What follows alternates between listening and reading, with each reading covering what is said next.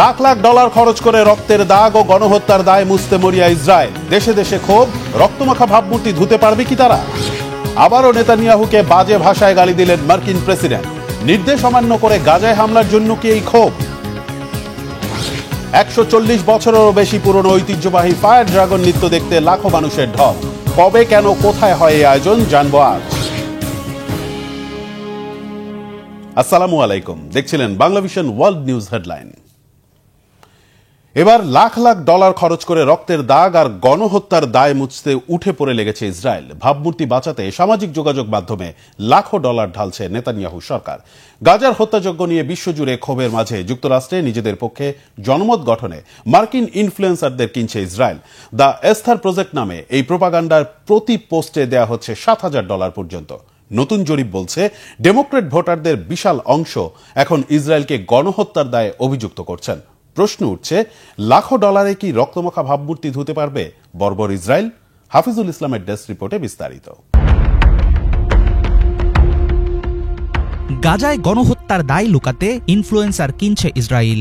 জনমত তৈরির জন্য সামাজিক যোগাযোগ মাধ্যমে কাঁড়ি কাঁড়ি ডলার ঢালছে তেল আবিব। যুক্তরাষ্ট্রে নিজেদের ভাবমূর্তি বাঁচাতে টিকটক, ইনস্টাগ্রামের মতো সোশ্যাল মিডিয়ায় নেতানিয়াহু প্রশাসন চালাচ্ছে জোর propaganda. American think tank responsible স্টেটক্রাফটের অনুসন্ধানী এক প্রতিবেদনে ফাঁস হয়েছে এসব বিস্ফোরক তথ্য।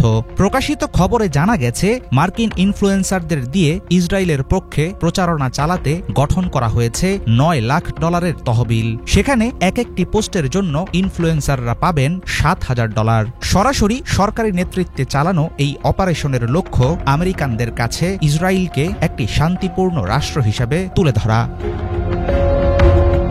মার্কিন বিচার বিভাগে দাখিল করা ফরেন এজেন্টস রেজিস্ট্রেশন অ্যাক্টের নথি বলছে, চলতি বছর জুনের মাঝামাঝি থেকে নভেম্বরের শেষ পর্যন্ত ব্যয় করা হবে বিপুল পরিমাণ অর্থ। প্রকল্পটির দায়িত্বে রয়েছে ওয়াশিংটন ভিত্তিক প্রতিষ্ঠান ব্রিজ পার্টনার্স LLC, আর প্রয়োজনীয় অর্থের যোগান আসছে জার্মানির হাভাস মিডিয়া গ্রুপের মাধ্যমে। গোপন নথিপত্র অনুসারে প্রতি মাসে ইসরায়েলের পক্ষে 25 থেকে 30টি পোস্ট করার জন্য নিয়োগ দেওয়া হয়েছে 14 থেকে 18 জন মার্কিন ইনফ্লুয়েন্সারকে। ইনস্টাগ্রাম, টিকটক, এক্স, ইউটিউব ও থ্রেডস সব বড় বড় সোশ্যাল প্ল্যাটফর্মে ছড়ানো হবে বানানো কন্টেন্ট। রেসপন্সিবল স্টেটক্রাফটের বরাতে এসব তথ্য সামনে এনেছে মধ্যপ্রাচ্যের প্রভাবশালী গণমাধ্যম মিডল ইস্ট মনিটর। ইসরায়েলের পক্ষে জনমত তৈরির এই প্রকল্পের নাম রাখা হয়েছে দ্য এস্থার প্রজেক্ট। ভাড়া করা মার্কিন ইনফ্লুয়েন্সাররা ইসরায়েলকে একটি নিরীহ ও মানবিক রাষ্ট্র হিসেবে তুলে ধরবে। নেতানিয়াহু প্রশাসনের সরাসরি হাত থাকলেও বিষয়টিকে জনসাধারণের চোখের আড়ালে রাখা হচ্ছে। সম্প্রতি নিউ ইয়র্ক সফরে এসে একদল মার্কিন ইনফ্লুয়েন্সারের সঙ্গে বৈঠকও করেছেন ইসরায়েলি প্রধানমন্ত্রী বেনিয়ামিন নেতানিয়াহু। তার খোলাখুলি দাবি, ইসরায়েলের বিরুদ্ধে বিদ্বেষ মোকাবেলায় সামাজিক যোগাযোগ মাধ্যমই এখন অন্যতম প্রধান অস্ত্র। প্রেসিডেন্ট ডোনাল্ড ট্রাম্পের ক্যাম্পেইন ম্যানেজারের সঙ্গে এর মধ্যেই $15 লাখ আরেকটি চুক্তি করেছে ইসরায়েল। এত বিপুল পরিমাণ অর্থ খরচের পেছনেও রয়েছে একই উদ্দেশ্য। নেতানিয়াহু সরকার সোশ্যাল মিডিয়ায় ব্যাপক প্রোপাগান্ডা চালালেও এসব বানোয়াট প্রচারণা নিয়ে ইসরায়েলের ভেতরেই বাড়ছে বিরোধিতার মাত্রা। দেশটির সাবেক প্রধানমন্ত্রী নাফতালি বেনেট প্রকাশ্যে বর্তমান সরকারকে কটাক্ষ করে বলেছেন, ইসরায়েলকে কুষ্ঠরোগে আক্রান্ত রাষ্ট্রে পরিণত করা হয়েছে। বেনেটের বক্তব্য হল, পুরনো পথে চলার বদলে নতুন গল্প বলার কোনো বিকল্প নেই। কিন্তু বাস্তবতা বলছে, হাজার হাজার শিশুর লাশের উপর দাঁড়ানো নেতানিয়াহু সরকারের ইমেজ তৈরির মিথ্যা প্রচারণা এখন আর কেউ বিশ্বাস করে না। যুক্তরাষ্ট্রে চালানো সাম্প্রতিক জরিপগুলোতে দেখা গেছে, ক্রমেই ইসরায়েল সরকারের বিরুদ্ধে বাড়ছে স্থানীয় জনমত। ইউগভ পরিচালিত এক সমীক্ষায় দেখা গেছে, যুক্তরাষ্ট্রের ডেমোক্রেট ভোটারদের 72% বিশ্বাস করেন গাজায় ইসরায়েল গণহত্যা চালাচ্ছে। 65% মানুষ চান ইসরায়েলের উপর নিষেধাজ্ঞা আরোপ করা হোক, আর 62% দাবি ইসরায়েলি সেনা ও কর্মকর্তাদের আমেরিকায় প্রবেশ বন্ধ করতে। এমন পরিস্থিতিতে প্রশ্ন হল, ইমেজ মেরামতে কোটি ডলারের ইসরায়েলি প্রোপাগান্ডা কি মুছতে পারবে বিধ্বস্ত গাজায় ছড়িয়ে থাকা রক্তের দাগ? হাফিজুল ইসলাম, বাংলাভিশন। এদিকে দ্বিতীয়বারের মতো আবারও বাজে ভাষায় মার্কিন প্রেসিডেন্ট ডোনাল্ড ট্রাম্পের ধমক খেলেন ইসরায়েলের প্রধানমন্ত্রী বেনিয়ামিন নেতানিয়াহু। ট্রাম্পের নির্দেশ অমান্য করে গাজায় হামলা চালিয়ে যাওয়ায় এবার গালি খান নেতানিয়াহু। মার্কিন এক কর্মকর্তার বরাত দিয়ে সংবাদ মাধ্যম এক্সিওস জানিয়েছে, এবার সরাসরি ফোন করে নেতানিয়াহুর উপর ক্ষোভ ঝাড়েন মার্কিন প্রেসিডেন্ট। বিস্তারিত মীর ফজলে রাব্বির ডেস্ক রিপোর্টে।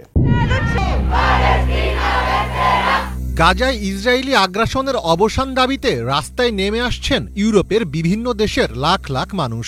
গাজার সংঘাত বন্ধে ২০ দফা শান্তি পরিকল্পনা প্রস্তাব করেছেন মার্কিন প্রেসিডেন্ট ডোনাল্ড ট্রাম্প।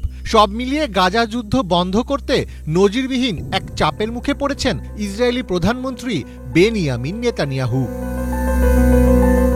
তবে নানামুখী চাপে পড়লেও নিজের অবস্থান থেকে সরতে রাজি হচ্ছেন না নাছোড়বান্দা নেতানিয়াহু। ট্রাম্পের শান্তি চুক্তি প্রস্তাবকে বৃদ্ধাঙ্গুলি দেখিয়ে গাজায় হামলা অব্যাহত রেখেছে ইসরায়েল, যার জেরে এবার সরাসরি ফোন করে নেতানিয়াহুর ওপর ক্ষোভ ঝাড়লেন মার্কিন প্রেসিডেন্ট। গত ৩ অক্টোবর ট্রাম্প বিবৃতি দিয়ে জানান হামাস শান্তি চায়, এখন দুই পক্ষ রাজি হলে যুদ্ধবিরতি হবে। মার্কিন এক কর্মকর্তার বরাতে সংবাদ মাধ্যম এক্সিওস জানিয়েছে, হামাস ট্রাম্পের প্রস্তাবের জবাব দেওয়ার পরপরই ইসরায়েলের প্রধানমন্ত্রী বেনিয়ামিন নেতানিয়াহুর সঙ্গে ফোনে কথা বলেন ট্রাম্প। ওই সময় নেতানিয়াহু ট্রাম্পকে বলেন, হামাস যে জবাব দিয়েছে এ নিয়ে উল্লাস করার কিছু নেই, কারণ তারা শর্ত সাপেক্ষে রাজি হওয়ার অর্থ হচ্ছে প্রস্তাবটি প্রত্যাখ্যান করেছে। নেতানিয়াহুর এ কথা শুনে ট্রাম্প ক্ষিপ্ত হয়ে যান এবং তাকে বাজে ভাষায় ধমক দিয়ে বলেন, আমি জানি না আপনি সবসময় এমন নেতিবাচক কেন, এটি একটি জয়, এই জয় গ্রহণ করুন। যুক্তরাষ্ট্রের আরেক কর্মকর্তা নিশ্চিত করেছেন ট্রাম্প নেতানিয়াহুকে ধমক দিয়েছেন, আর এতেই বোঝা যাচ্ছে গাজায় যুদ্ধবন্ধে নেতানিয়াহুকে কতটা চাপ দিচ্ছেন ট্রাম্প। বিশ্লেষকদের মতে ট্রাম্পের এই শান্তি প্রস্তাব ব্যর্থ করার চেষ্টা চালিয়ে যাবেন নেতানিয়াহু। ইসরায়েলের বার ইলান বিশ্ববিদ্যালয়ের রাষ্ট্রবিজ্ঞানের অধ্যাপক মেনাচেম ক্লেইন আল জাজিরাকে বলেছেন, ট্রাম্প একটি চুক্তিতে পৌঁছাতে আগ্রহী, হামাসেরও একমত হওয়া ছাড়া কোনো উপায় নেই, আর নেতানিয়াহুরও কোনো বিকল্প নেই, তবে তিনি চুক্তিটি নষ্ট করার চেষ্টা চালিয়ে যাবেন। ক্লেইন ব্যাখ্যা করেন, ট্রাম্পের ২০ দফা পরিকল্পনায় বেশ কিছু ফাঁকফোকর রয়েছে, নেতানিয়াহু চুক্তি পরিত্যাগ করতে ফাঁকফোকরগুলো ব্যবহার করতে পারেন। সংবাদ মাধ্যম রয়টার্সকে দেওয়া এক সাক্ষাৎকারেও একই ইঙ্গিত দিয়েছেন বিশ্লেষক আমজাদ ইরাকি। তার মতে, গাজা যুদ্ধ বন্ধে ট্রাম্প নেতানিয়াহুকে একাধিকবার চাপ দিলেও নেতানিয়াহু ছিলেন যুদ্ধের পক্ষে। গত জানুয়ারিতে একটি যুদ্ধবিরতি চুক্তি হয়েছিল, সেই চুক্তি কার্যকর করার জন্য নেতানিয়াহুকে চাপ দিয়েছিলেন ট্রাম্প, কিন্তু শেষ পর্যন্ত দেখা গেল ইসরায়েল আবার যুদ্ধেই ফিরে যেতে চাইছে।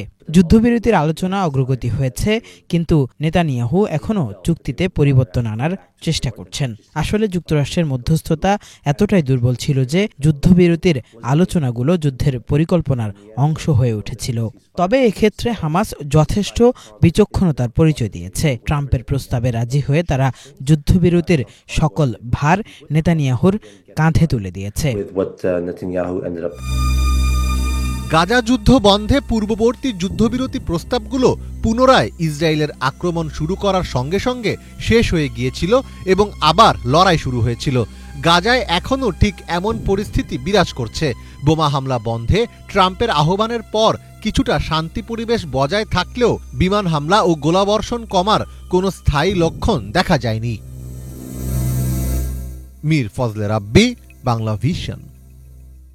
অন্তত ১০ লাখ মানুষের প্রতিবাদ বিক্ষোভে উত্তাল ইতালির রোমের রাজপথ। শুধু ইতালিই নয়, ফিলিস্তিনি গণহত্যা বন্ধের দাবিতে ইউরোপ ও এশিয়ার দেশে দেশে সড়কগুলোতে ক্ষোভে ফেটে পড়েছে লাখো মানুষ। নেদারল্যান্ডস, স্পেন, যুক্তরাজ্য থেকে শুরু করে ভারত, পাকিস্তান ও তুরস্কে লাখো জনতা ইসরায়েলের শাস্তির দাবি ও গাজায় ত্রাণ সরবরাহ স্বাভাবিক করার দাবিতে বিক্ষোভ করছে। তাদের এই আন্দোলনের ফলে কি দেশগুলো ইসরায়েলের উপর চাপ দেবে? শহীদ আরাফাতের ডেস্ক রিপোর্ট। তুরস্কের ইস্তাম্বুলে লাখো বাসিন্দা এভাবেই ইসরায়েলের বিরুদ্ধে প্রতিবাদ জানাচ্ছে। ধিক্কার ও ঘৃণা প্রকাশ করছে গাজায় হত্যাযজ্ঞ চালানো বর্বর নেতানিয়াহু প্রশাসনের বিরুদ্ধে। শুধু ইস্তাম্বুল নয়, রাজধানী আঙ্কারা সহ বেশ কয়েকটি শহরে চলছে ইসরায়েল বিরোধী বিক্ষোভ। তুরস্ক থেকে নেদারল্যান্ডস, ইতালি থেকে স্পেন, যুক্তরাজ্য, এমনকি এশিয়ার পাকিস্তান, ভারত, বাংলাদেশ। নির্মম হত্যাযজ্ঞের বিরুদ্ধে আবার উত্তাল হয়ে উঠেছে বিশ্বের অনেক দেশ। ফিলিস্তিনি মুসলিমদের বিরুদ্ধে এই অত্যাচারের সমাপ্তি দেখতে চায় আন্দোলনকারীরা। সবচেয়ে বড় র্যালি হয়েছে ইতালির রাজধানী রোমে। গাজায় যুদ্ধবিরতি কার্যকর ও নৌবহর গ্লোবাল সুমুদ ফ্লোটিলায় হস্তক্ষেপের জন্য তীব্র প্রতিবাদ জানিয়ে রাস্তায় নামে প্রায় 10 লাখ মানুষ। যদিও সরকারি হিসেবে 4 লাখ আন্দোলনকারীর সমাগমের তথ্য পাওয়া যায়। বিক্ষোভকারীদের ঠেকাতে মাঠে নামে 50,000 পুলিশ। এক পর্যায়ে পুলিশ ও আন্দোলনকারীদের মধ্যে ধস্তাধস্তি ও সংঘর্ষের সূত্রপাত হয়। বেশ কয়েকজনকে আটক করে পুলিশ, তবু আন্দোলন দমিয়ে রাখা যায়নি। গাজায় হামলা বন্ধে ইসরায়েলের বিরুদ্ধে দ্রুত ব্যবস্থা নিতে নিজ দেশের সরকারের কাছে আহ্বান জানিয়ে আন্দোলন করেছে নেদারল্যান্ডসের বাসিন্দারা। রবিবার 2.5 লাখ মানুষ দেশটির রাজধানী আমস্টারডামে রাস্তায় নামে খুনি নেতানিয়াহু সরকারের বিরুদ্ধে চাপ প্রয়োগের আহ্বান জানায় তারা। আন্দোলনকারীরা বলছে, জিম্মি মুক্তি, ত্রাণ সরবরাহ স্বাভাবিক করতে নানা ধরনের পরিকল্পনা করা হচ্ছে, তবে এসবের আগে স্থায়ী যুদ্ধবিরতি নিশ্চিত করার আহ্বান জানায় বিক্ষুব্ধ জনতা। ট্রাম্পের এই পরিকল্পনা নিঃসন্দেহে রিয়েল এস্টেট বাস্তবায়নের চেষ্টা। জিম্মিদের মুক্তির পর ট্রাম্প শুধু তার সেই ইচ্ছাই বাস্তবায়ন করবেন। অনেকে ভাবছেন এরপর ফিলিস্তিনিরা স্বাধীন হয়ে যাবে, কিন্তু সেটা হওয়া সত্যিই কঠিন। আমাদের সরকারের উচিত ইসরায়েলের উপর চাপ বাড়ানো। আজ ইসরায়েলকে যারা অর্থায়ন করছে এর দায় তাদেরও নিতে হবে। প্রতিটি ছোট বড় দেশকে ইসরায়েলের বিরুদ্ধে সোচ্চার হতে হবে। বিচার নিশ্চিতে যুদ্ধবিরতি কার্যকরের পাশাপাশি সেটি কিভাবে স্থায়ী হবে সেটিও ভাবতে হবে। যারা ফিলিস্তিনের জন্য কাজ করছে তাদের এই বিষয়গুলো গুরুত্ব সহকারে নিতে হবে। ফিলিস্তিনিদের সমর্থন ও গাজায় যুদ্ধ বন্ধে আন্দোলন হয়েছে ইউরোপের দেশ স্পেন, যুক্তরাজ্য আর গ্রিসেও। আন্দোলনকারীরা গাজায় ত্রাণ সরবরাহে বাধা দেওয়ায় তীব্র ক্ষোভ প্রকাশ করে। নৌবহর ও অধিকার কর্মীদের আটকের ঘটনায় ইসরায়েলের শাস্তির দাবি জানায়। আন্দোলন হয়েছে পাকিস্তানের করাচিতে। নিরীহ ফিলিস্তিনিদের মুখে খাবার তুলে দিতে সবাইকে এগিয়ে আসার আহ্বান জানায় তারা। এমনকি ভারতের রাজধানী দিল্লিতেও ফিলিস্তিনিদের পক্ষে বিক্ষোভ হয়েছে। ভারতীয়রা বলছে তারা ফিলিস্তিনিদের জন্য তেমন কিছুই করতে পারেনি, তবে আর মুখ বন্ধ করে থাকা যাবে না। Shahid Arafat, Banglavision news desk. তিব্বতে মাউন্ট এভারেস্টে ভয়াবহ দুর্যোগের কবলে পড়েছে 500-রও বেশি পর্বতারোহী। আটকা পড়েছে পর্বত শৃঙ্গটির পূর্ব ঢালে 16,000 ফুট উচ্চতায়। এর মধ্যে 350 জনকে উদ্ধার করা হয়েছে। শুক্রবার স্থানীয় সময় সন্ধ্যা থেকে আকস্মিক তীব্র তুষারঝড় শুরু হয় অঞ্চলটিতে। ভেঙে পড়ে ক্যাম্পের তাঁবুগুলো, আর এতেই বিপদ নেমে আসে হাজারো আরোহীর জীবনে। খবর পেয়েই উদ্ধার অভিযান শুরু করে তিব্বতের উদ্ধারকারী দল। সাথে যোগ দেয় স্থানীয় শত শত গ্রামবাসী এবং স্বেচ্ছাসেবী বিভিন্ন সংস্থা।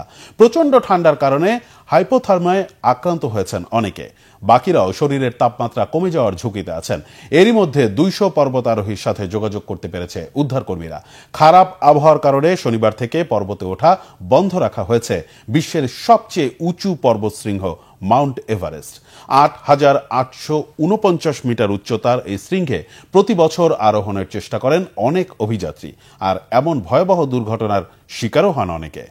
চলতি বছর চিকিৎসা বিজ্ঞানে যৌথভাবে নোবেল পেয়েছেন 2 মার্কিন বিজ্ঞানী, ম্যারি ই ব্রুনকো, ফ্রেড রামসডেল ও এক জাপানি গবেষক শিমন সাকাজুকি। মানবদেহের রোগ প্রতিরোধ ব্যবস্থার কার্যপ্রণালী বিষয়ে গবেষণার জন্য এই পুরস্কার পেলেন তারা। সোমবার বাংলাদেশ সময় বিকেলে সুইডেনের স্টকহোমে এক অনুষ্ঠানে তাদের নাম ঘোষণা করা হয়। নোবেল কমিটি জানিয়েছে, মানবদেহের শক্তিশালী রোগ প্রতিরোধ ব্যবস্থা বা ইমিউন সিস্টেম নিয়ন্ত্রণে রাখা খুবই গুরুত্বপূর্ণ। কেননা তা না হলে এটি শরীরের অন্যান্য গুরুত্বপূর্ণ অঙ্গ প্রত্যঙ্গের উপর আক্রমণ করতে পারে। আর কিভাবে রোগ প্রতিরোধ ব্যবস্থাকে নিয়ন্ত্রণ করা যায় যাতে এটি শরীরের নিজস্ব কোষ বা অঙ্গ প্রত্যঙ্গকে আক্রমণ করতে না পারে, এই 3 বিজ্ঞানীর আবিষ্কার তা দেখিয়েছে বলে তাদের নোবেল পুরস্কার দেওয়া হয়েছে। নোবেল কমিটি জানায়, তাদের এই আবিষ্কার মানবদেহের রোগ প্রতিরোধ ব্যবস্থা কিভাবে কাজ করে এবং কেন সব মানুষ গুরুতর অটো ইমিউন রোগে আক্রান্ত হয় না তা বোঝার ক্ষেত্রে এক গুরুত্বপূর্ণ ভূমিকা রেখেছে। চিকিৎসা বিজ্ঞানের নোবেল পুরস্কার প্রাপ্তরা পাবেন 1,10 লাখ সুইডিশ ক্রোনা বা প্রায় 1,20 লাখ মার্কিন ডলার ও একটি স্বর্ণপদক।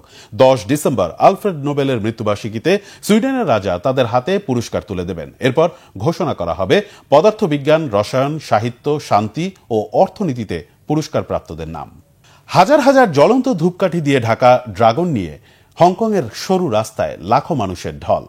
140 বছরেরও বেশি পুরনো এই ঐতিহ্যবাহী ফায়ার ড্রাগন নৃত্য আলোকিত করে তুলেছে গোটা শহরকে। কবে, কোথায় হচ্ছে এই আয়োজন? ডেস্ক রিপোর্টে জানাচ্ছেন রিফাত জামান। 140 বছরেরও বেশি আগে এটি শুরু হয়েছিল প্লেগ রোগ দূর করার জন্য। হাজার হাজার ধূপকাঠি দিয়ে তৈরি 67 মিটার লম্বা এই জ্বলন্ত ড্রাগন, এটি সরু রাস্তা দিয়ে একে বেঁকে নৃত্য করতে করতে ছুটে চলছে, আর একে নিয়ে যাচ্ছে 300-রও বেশি শিল্পী। রাতের আকাশ আলোকিত করে নেচে গেয়ে শতাব্দী পুরনো ঐতিহ্যবাহী জমকালো উৎসবে মেতে উঠেছে হাজারো মানুষ।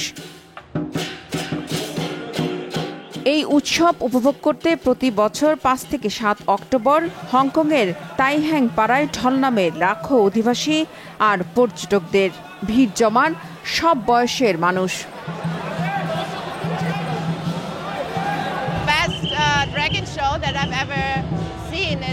এটা আমার দেখা সেরা ড্রাগন শো। এটি অসাধারণ।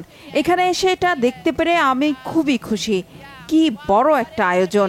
বিশেষ করে এইসব নৃত্যশিল্পী আর অংশগ্রহণকারীরা সত্যিই অসাধারণ। সবকিছুই এত শান্তিপূর্ণ, আমার অসম্ভব ভালো লাগছে। আমি অনেক উপভোগ করছি।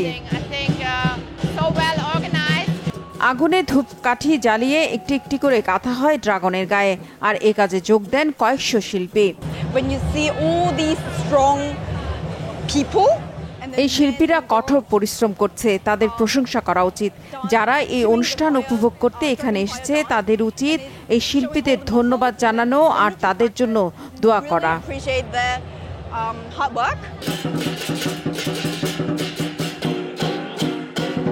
কিছুটা সময় পর শিল্পীরা ড্রাগন থেকে অর্ধপোড়া ধূপকাঠিগুলো সরিয়ে দর্শকদের হাতে তুলে দেন, যাকে ধরা হয় সৌভাগ্য, আশীর্বাদ আর সুস্বাস্থ্য বয়ে আনার প্রতীক হিসেবে। এই ফায়ার ড্রাগন নৃত্য শুরু হয়েছিল 19 শতকের শেষের দিকে হাঙে প্লেগ রোগ দূর করার জন্য। এরপর থেকে এটি রীতি হিসেবে চালু আছে। 2011 সালে এটি চীনের জাতীয় সাংস্কৃতিক ঐতিহ্যের তালিকায় অন্তর্ভুক্ত করা হয়। প্রতি বছর শরৎকালে 3 রাত ব্যাপী এই উৎসব পালন করা হয়। রিফাত জামান, বাংলাভিশন নিউজ ডেস্ক।